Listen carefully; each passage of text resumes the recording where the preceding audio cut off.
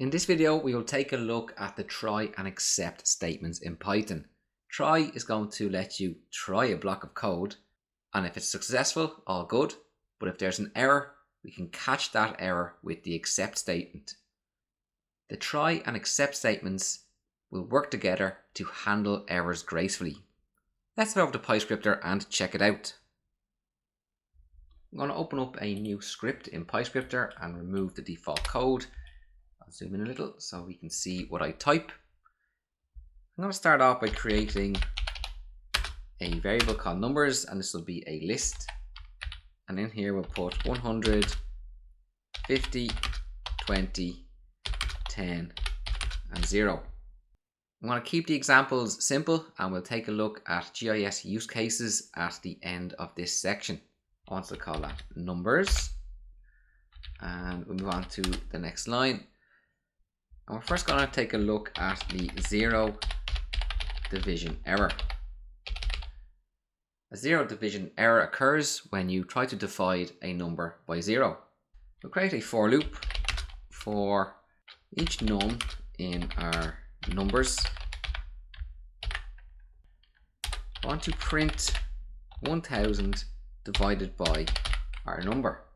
When I hit run, we can see we get 10, 20, 50, 100, and then we get this zero division error. We are dividing by 0. 1000 divided by 100 is 10, divided by 50 is 20, divided by 20 is 50, and divided by 10 is 100. But then divided by 0 gives us this zero division error. We go back over to our code, and the first step in our for loop, we're going to add a try statement, and we'll indent our print. So we want Python to try to print 1000 divided by the number. And we know what error we get when there is a 0. We will call the except statement. We want to accept our zero division error with a colon. And we'll start off by just adding the pass keyword in our except indented code. Now when I run the script, we can see we got our numbers printed to the screen, but it did not error when we divided by 0. I'm going to clear all. I'm going to show you can put print statements, or you can have any other kind of block of code in your except statement. We'll print. I'll use the format, and we'll say could not divide 1000 by and num. Now we run the script. We can see we get our numbers printed, and when the exception occurred, the zero division error exception occurred, we printed could not divide 1000 by 0. We can see that print the screen over here. So think about it. You might have two attributes and you might be doing some division, and you might come across where you were actually dividing by 0, and you want your Python script to handle that zero division error gracefully so that your script is not erroring and exiting prematurely. Next up, we'll take a look at the index error. We would have seen these when we were doing lists and tuples. I'll create a for loop for index in range 6. So that will go from 0 to 5. And we will want to print, and we're going to use some string formatting,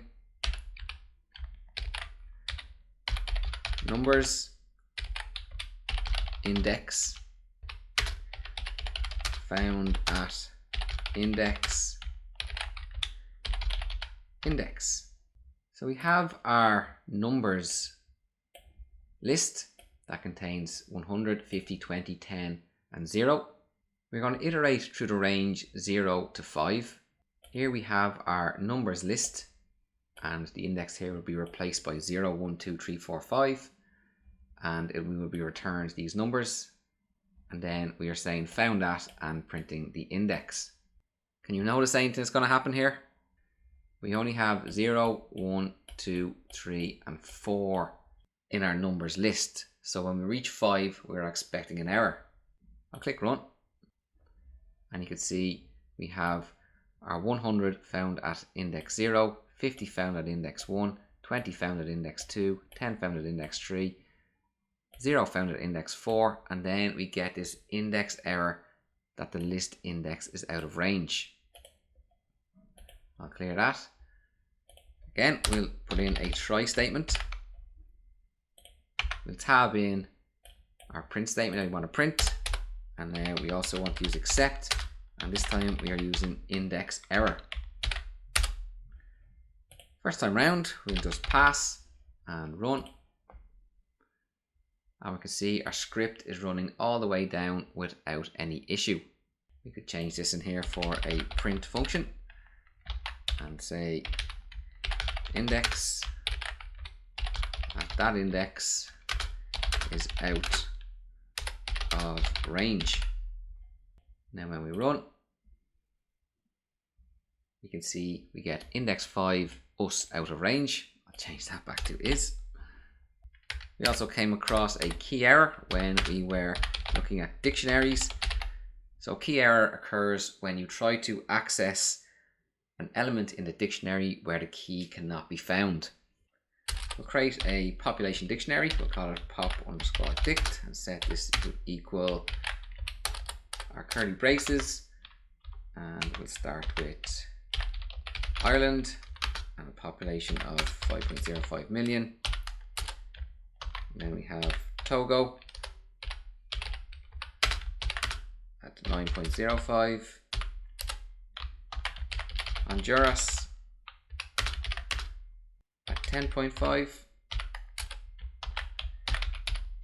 Maldives at 0.5, and Gabon at 2.4. We'll now create a list of countries. I'll set these to equal Gabon, Maldives, Cyprus, and Ireland. We're going to iterate through our countries list. So for country in countries, so that is our countries here in our countries list. We want to print from the population dictionary that has a key for the country. So you can see here that Gabon will access Gabon here at 2.4. Maldives will be 0.5. Cyprus is not in there, so we're going to expect a key error. We run the script, and we can see we get our 2.4, our 0.5, and then our key error that Cyprus is not in our dictionary. Again, we'll put in a try statement, and we'll use except. And this time we know we need to use the key error. And we will print country not found in dictionary. Now we'll rerun. You can see we get our populations returned, but Cyprus was not found in the dictionary because we handled the error gracefully. We did see one other error, and that was the name error. And that is when you try to call a variable name that doesn't exist. So I might just say print name of country. Now name of country does not exist. So when we run our script, we get this name error that name of country is not defined. So just to recap what we went through in this video, we saw that when we get an error, which is the red text of debt that pops up when an error is encountered and the script fails, we could handle those errors gracefully by using a try statement along with an except statement that defines the error that we are catching. In this video, we dipped our toes into error handling with Python. We took a look at the try and except statements that allowed us to handle errors gracefully. If an error occurred within the try statement block, we could catch that error by the name of the error and perform a secondary block of code as required.